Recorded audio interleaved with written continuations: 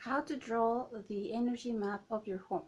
So first of all, take a pen and paper, and then you can walk on your house from side to side. You can make measurements, but if it's not that easy right now, you can just go in steps that are about a meter, and then just see how many steps you have from one side to the other, and then the cross the other way, and then draw with as much detail as you can the right proportion of the house and of each room, and also place the furniture just as you have it.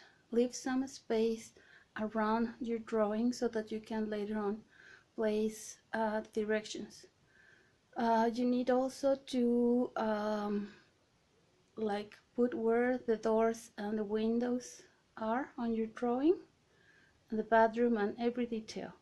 It doesn't have to be perfect, you don't need to do like exact measurements, but it has to be proportioned and it has to be detailed, so that when you work on it you have a very good idea of where everything is. Then you need to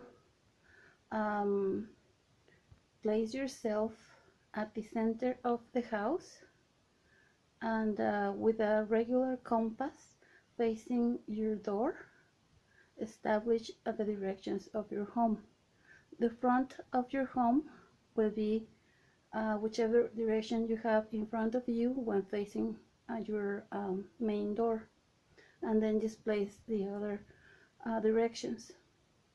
So we need to go to that point with the drawing, so that we can start working on finding out your own numbers and your personal polarity, so that we can start